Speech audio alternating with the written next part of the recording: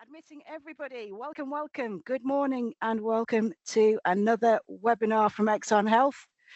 Delighted you're all here and joining us. Could you pop a 1 in the chat if you can hear me so that I know everything's working as it should?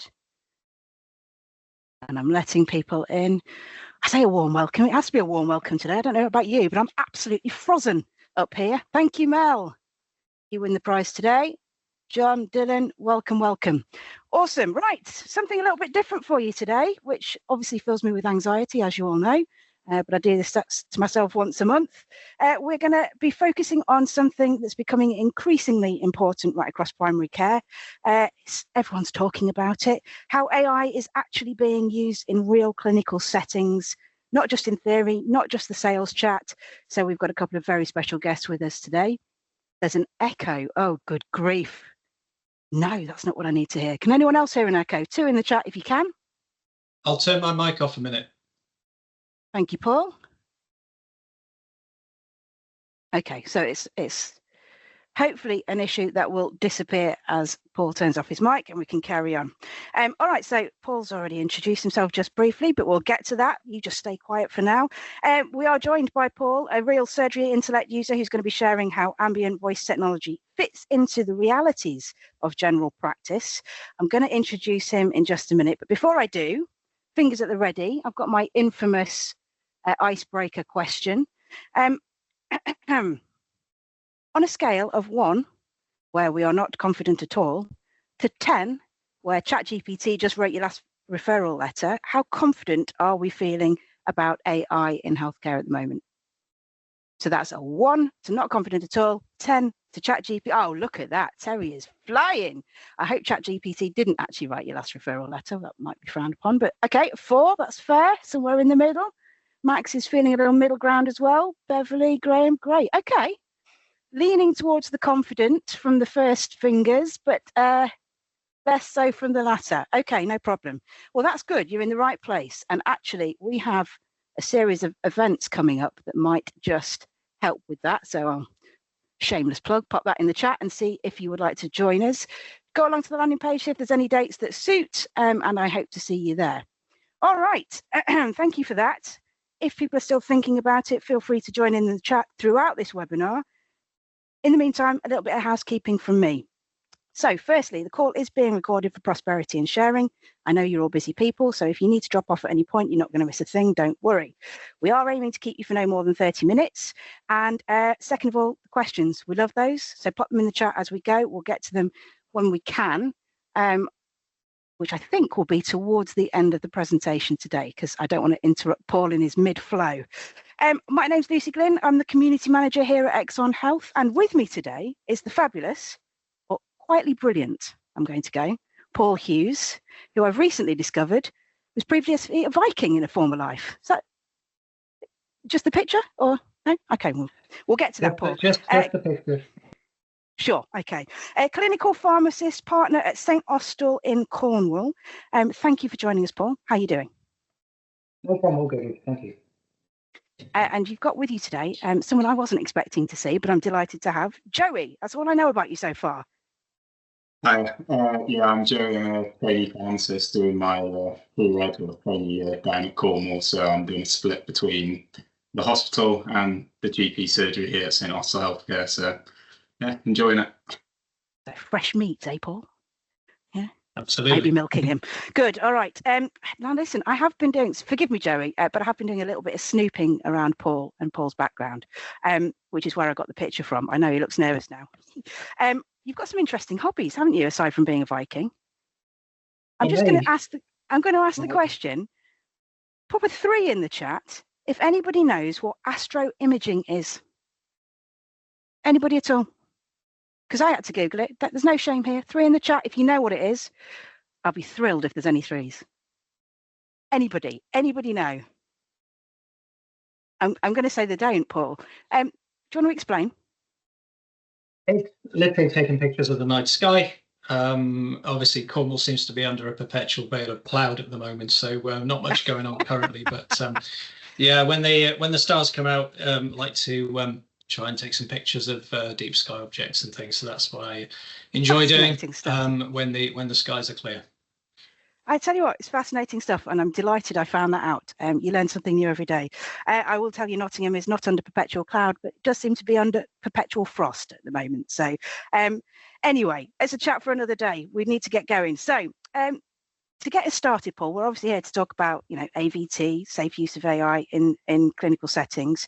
You guys are pioneering all sorts of stuff. So I'm really eager to drill a little bit deeper and understand what made you consider using AI scribes in the first place. What was going on in your day-to-day that made you think AI scribes were going to help?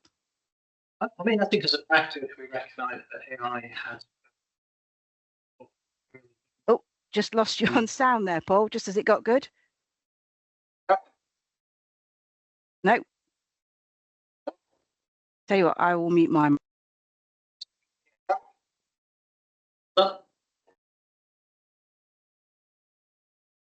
What about now? Can you hear me now? Yeah. Okay. So yeah, we recognise as a practice that AI had a place in terms of improving work efficiency, making sort of consultation, just improving our documentation, and also really allowing us to probably spend a little bit more time face to face with patients, actually listening to what they say, talking to patients rather than just sitting there with the patient and typing on the keyboard and not really listening. AI, we started looking at a couple of years back. There are several different products on the market, as many of you will know. We've tried a couple of them, and what we were really excited about was having one that actually connected to our phone system. I mean, we've been using the Exxon system for a little while now, and just even having the phone bar with the single button press just to dial the patient's number was great. That was a bit of a revolution in itself, not having to dial the number on the phone. Adding the extra AI to this, so we could use the AI functionality with our phone calls, because a lot of our consultations are phone calls. If we're doing triage, the duty list, not just myself, the GPs are using it frequently. I say my team use it, pharmacists use it, I've got some nurses using it, even I've got some prescription clerks using it as well. So it's been a real game changer in terms of workflow and time efficiency. Don't get me wrong, you still have a responsibility to make sure that what you are putting on the notes is complete and accurate. But what we found is the recording, the time you spend just checking over the recording, it's usually quite accurate, even if you have to make a couple of changes. It's certainly time, it's better to do that, and it's less time doing that than having to write out notes at the end of the consult and probably rushing things and possibly forgetting key details. And it just means that if you're on the phone, or especially face to face, you can set the AI going. In the background, it'll record and transcribe the consultation, then put it into a usable bullet pointed summary for you, which you can then check over and copy and paste straight into the notes. And that means I've spent more time listening to my patient, gathering all that really good detail that will help me make a decision over the best way forward for them. I mean, you've covered a lot there, which I mean, the questions might as well go out the window, I'll be honest. But in reality, I think this might be a good one for Joey. Let's talk about the first moment you used it, because obviously you're new to the practice. You sat in on a couple of Paul's consultations whilst he's used it, and then dived in yourself. What was the first sort of real moment that you used it where you felt surprised? I was first surprised when I first saw it. So I didn't know that we use this system at the practice. And I came in just expecting the standard, do the consult, write it up, and I knew that was a big part of the job. And then Paul introduced me to the system, and it was quite a long-winded consultation with a lot of intricate details and stuff to record. And I was writing along the side, making notes just for my own revision. And at the end, he said, "Look at this," and pressed a single button, and the 20-odd minute consultation was there. And I just, couldn't believe it. Just a quick check over. It was just, I've never seen anything like it before there. And like I said, it was just a quick look over, changes here and there, spelling, whatever it was, and then into the notes, and it just saves so much time. And it was all there. And then for my own, when I first used it, obviously new, getting into the consultation, my flow and structure. I had quite a difficult one for my first one, quite long-winded, and I think you all know how sometimes patients can almost go off on a tangent with some things, so it's expected, and you're trying to get all that information, and then you've got things coming from everywhere. To then click that button and have it all there was really helpful and reassuring to me as a trainee that I wasn't missing anything, and it was there. I was backed up by having that, and just that bit of reassurance that I'm covering myself and I'm getting everything included. That's really interesting, actually, because I've never thought about it as a useful training tool, even as somebody sort of gets more familiar with, like you say, the flow and structure of a consultation. Really interesting. Before you kick-started it, were there any sort of concerns across the practice, either from clinicians or the patients, around kind of accuracy, governance, the use of AI?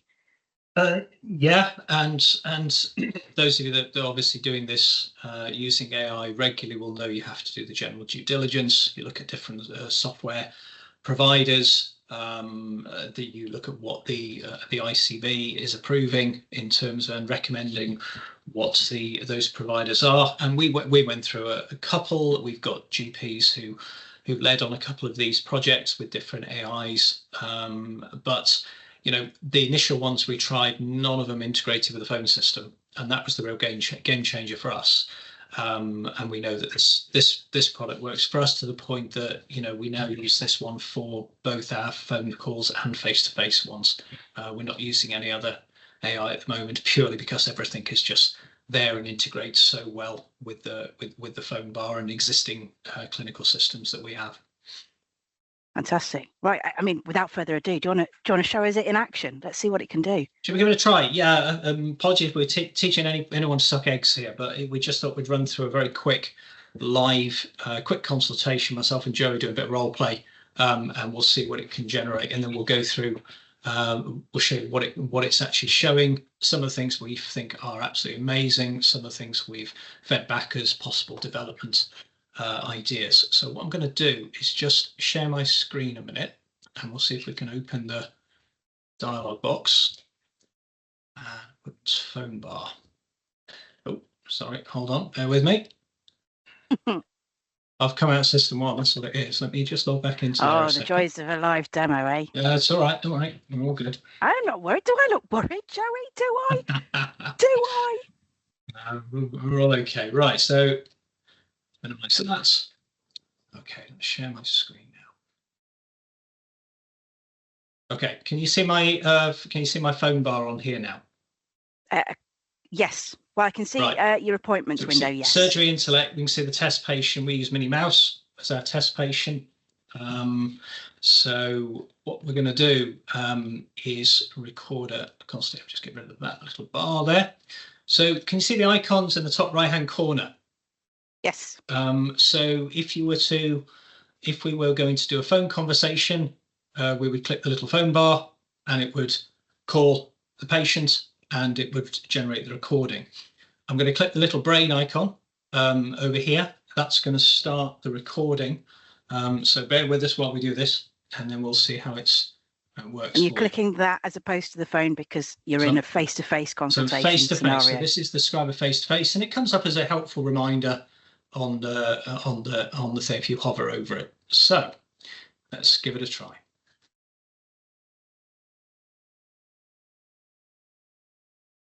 Hi there. So you come in to discuss your blood pressure medication today. I believe you're having some possible side effects.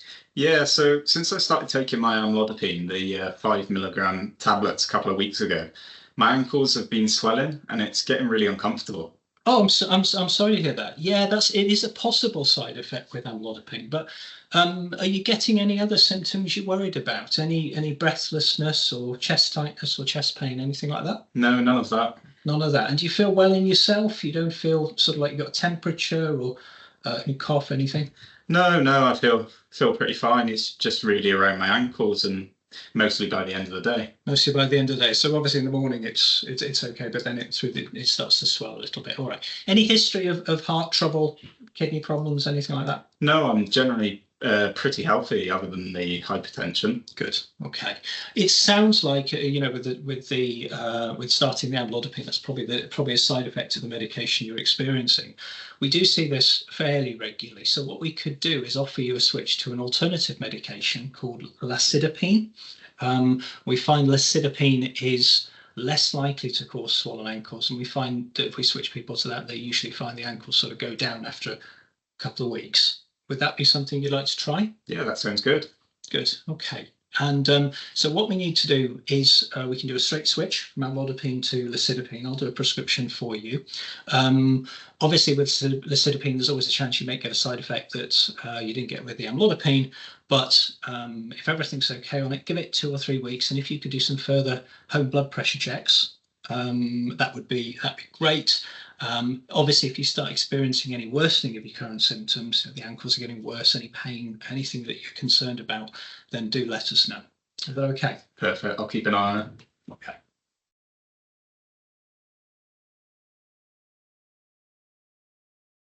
So what we do now is you just click generate that. So what it's done is transcribe the consultation, and there you go. So can you see that okay? Wow. You see everyone? Yes, wow. So it's generated the history. Patient presents with ankle swelling for a couple of weeks. Swelling worse by the end of the day, improves by morning. No associated breathlessness. So ruling out any red flags. Feels well otherwise. No history of heart, kidney problems. Known hypertension. Currently taking amlodipine. Because I didn't say a dose, it just says dose not specified. That's fine. No other history discussed. Diagnosis ankle edema secondary to amlodipine. Intervention advised to switch. Prescription for that provided. Discuss potential for side effects. Plan. Straight switch, monitor for side effects, perform home blood pressure checks, advised to contact if symptoms worsen, ankles worsen. So we've got that safety netting in there. You may notice that there's a little bit of duplication between the intervention and the plan. And I've fed this back to Lucy as a development sort of thing. That might be quite helpful. Sometimes it doesn't like the spelling of drugs, but if you speak clearly, it generally picks it up. So all I do at this point here is I'm going to click copy, and I'm going to paste that straight into System 1 into the consultation bit. I'm going to use my own Ardent's clinical pharmacist template for recording the consultation anyway, because I think a further development thing with the AI will be adding the appropriate codes for specific to users. But at the moment, just that is a game changer, because it means I can check that off, copy it into the notes, code it, do the prescription, and then I'm on to the next patient. All right. So that, as I say, that was a very simple consultation, just to give you an idea of how it works. Obviously, with more complex consultations, whether it's phone or face-to-face, it's going to record a lot more clinical detail. Consequently, you have to spend a bit more time checking it off. But I think even then, that time it's actually less time you spend doing that than you will writing out the full consultation from your head. It also means I've spent more time listening to the patient and actually hearing and getting that detail. Okay, so I'll just stop sharing my screen there. Just in terms of the complexity of the consultation, is there a particular area where this tool shines the brightest?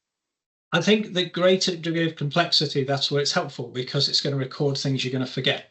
You've usually got multiple things going on, and you're having to balance what the priorities are in that consultation. And it's like many clinicians, sometimes you end up running behind. You might have 2 or 3 records open at the same time, just playing catch up. And actually, it's just helpful to be able to sort of have the system in the background performing that little bit of background, just recording that in the background, so you know that it's going to jog your memory as to, oh yeah, I need to sort that prescription out. I need to set myself a scheduled task to check up in a couple of weeks, or I need to arrange those blood tests. One thing it does do as well, if I were to check Joey's blood pressure and say what that reading was, it's going to record it on the notes as well. And that's pretty key if I haven't had a chance to write it down at the time. So it's but the more complex the consultation, this is where it really helps, because there's going to be things you forget during the consultation to probably write down. and that's it. That's just a useful backup. It also means as well that that your notes are a little bit more consistent as well, and I think that's really good from a practice perspective. I couldn't agree more. Getting into the practicalities, I know you were a Surgery Connect and a phone bar user before you were an Intellect user. That's right. But how easy was it to get going? I mean, did you need much hand-holding in getting this all set up? No, I mean, we'd had a bit of experience with AI, so we were used to giving these things a try. I think as soon as we got the phone bar, key thing is just making sure the phone bar is updated. That's the thing, and it's sometimes what we found, it's a bit of a scramble if you booked into a different clinic room than you normally have and you find the phone bar hasn't been updated, so you do have to check the phone bar is updated, but it's a fairly painless process. It takes a few minutes, and as long as you've got the little brain icon appearing on your phone bar, you're good to go. But other than that, we tested it with some members of the team, did some sort of role play consultations and showed people just how easy it was, and then people were quite willing to give it a go themselves. I think the clever thing about this one as well is, say for instance that you'd gone to record a consultation, for whatever reason it didn't work, which is certainly in the minority, you can go back into the call history and actually retrospectively generate the AI from it, because it's kept the transcript, it's got the transcription, it's got the recording, so you can retrospectively do it as well. So if something happens and for whatever reason it hasn't caused it, or there's an error, you can go back and find it and generate the AI from that, which is great, because it does happen occasionally, but it's pretty rare. So we know that obviously using Intellects both in person and on the telephone is the big differentiator. You've made that point as well. We estimate it's actually roughly 30% more patient interactions because we're using the telephone as well than any other scribe in the market. Off the top of your head, are there any other kind of core differentiators that you think sets Intellect apart? I think, like anything else, once you become familiar with it, it gets easier, doesn't it?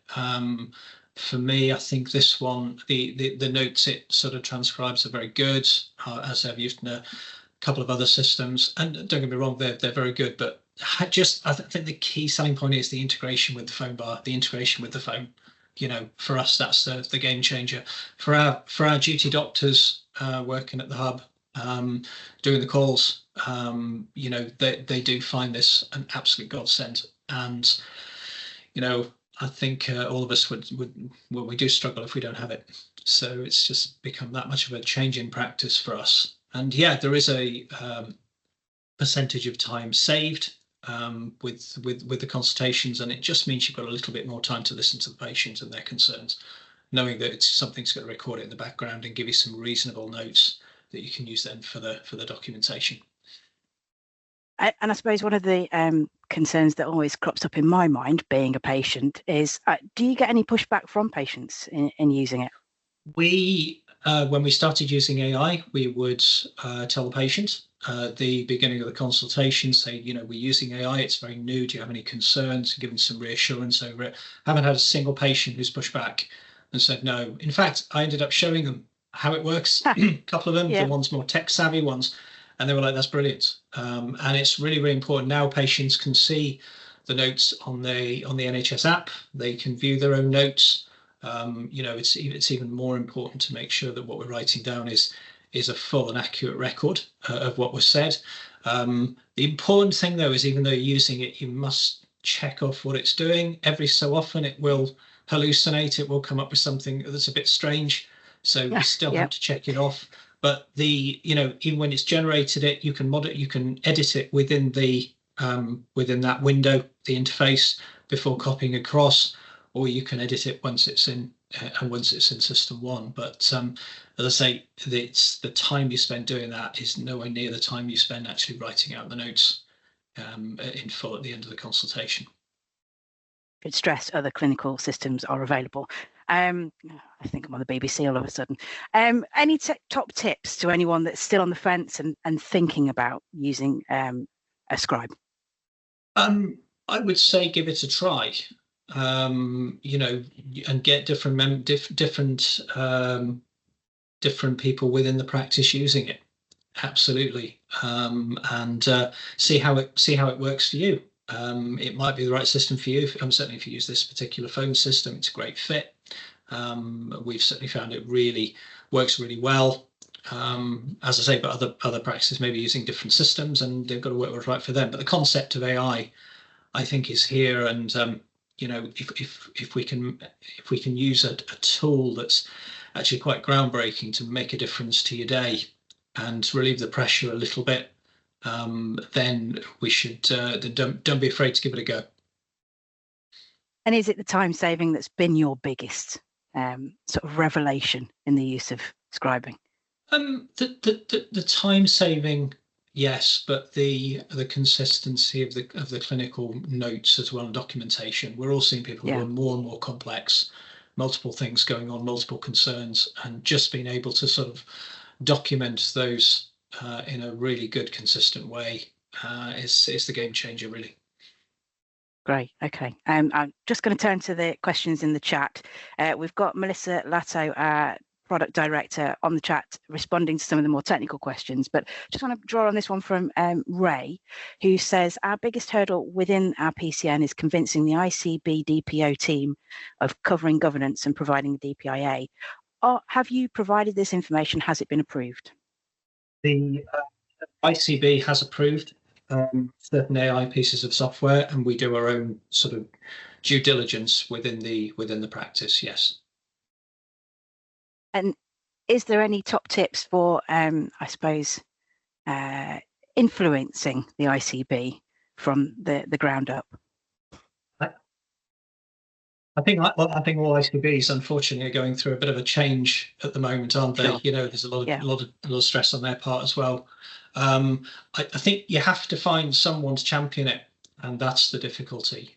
You know, but top tips with us, I think we've been quite fortunate that our ICB has been open to these AI platforms. And also don't forget as well that, I mean, it's in the 10-year plan, isn't it? You know, the 10-year plan does describe an increasing use of AI technologies to use in general practice. So hopefully it's the direction of travel, and people will start to see that and support it as part of the 10-year plan implementation. And there may be some more conversation around that today as the budget comes out. Who knows? Who knows what's going on there? Yeah. So, okay. Well, thank you ever so much, Paul. I think that's been really helpful. There was a question around the misspelling of difficult drugs, but I think you covered that off really in the demo, because being the human in the loop, you can go back in and make those edits, can't you? You're going to do that as part of your check. But yeah, every so often it will come up with an odd spelling of something, and this is one of the bits of feedback we've had is, you know, is there a way of, you know, if we're using regular things, is there a good feedback portal or something that we can sort of say, look, you know, this constantly gets this one, it doesn't like this spelling, or something we can put in that sort of makes life easier. I've got to say it's in the minority, and I think it all depends on sometimes how clearly you speak, because licidipine and lercanidipine are very similar sounding drugs. Sometimes we've done similar conversation with patients, and it's put lercanidipine down in terms of instead of lacidipine, but it's just as good as, you know. But if you're speaking relatively clearly, it's going to do a good job. Likewise, I found that even some of the patients I've had who really struggle with speech, some of the people I see with Parkinson's, for instance, who don't speak as clearly, or people who have those, it's still pretty good at picking things up. You know, so give it a try. That's all I would say. Give it a try, see how it integrates into your workflow, and see if you can save some time and de-stress a little bit. What a lovely way to finish. Thank you. And on that note, there is, I'm sorry, I'm just going to have to ask this question because it's a good one. Can you please clarify the cost post the free trial? I actually read that wrong then. I said how much, I thought that said how much is the free trial. I was going to say, well, it's free, Mariam. I was going to be quite smug about it, but now you said post free trial. So I'm going to let Melissa reply to that one, and just call out the link that's in the chat. If you do want to sign up for the 3-month free trial, go along to that form and put your details in, and it will all happen rather automatically, which is fantastic. If you do have concerns and you want to about governance and safety and security, or you want to perhaps influence your ICB leads, I do suggest you take a look at the Safe, Secure and Sovereign UK tour that is now being promoted. We've got our first dates this December, so do come along to the landing page, find a date that suits you, a city that's close to you, and come along for some free educational-led training from Dom at TORTUS around the safe and secure use of AI in a clinical setting. It's really powerful stuff, so I would love to see you there. There's a free lunch and a goodie bag in it for you as well, which would be enough for me. All right, that's it from us today. I'm delighted to have had you here, Paul and Joey. You've been fantastic, and an Oscar-winning performance in the demo there. I think this healthcare thing doesn't work out. There is a future for you. Do not worry. All right, thank you to everyone that's joined in. It's been a pleasure as always. Our next webinar is up for debate because it's December, so keep your eyes open for a potential link if I feel like it. In regards to this one, though, we will make the recording available to all registered attendees in the next couple of days with all of the relevant links, and we hope to see you back soon for more. I won't commit to December just yet. In the meantime, on behalf of all of us here at Exon Health, thank you ever so much for joining us and joining in. Have a happy and healthy November, and we will see you soon. Jang, I will come back to you. All right, thank you very much. Thanks, everyone. Appreciate it, Paul. Appreciate it, Jerry. Take care.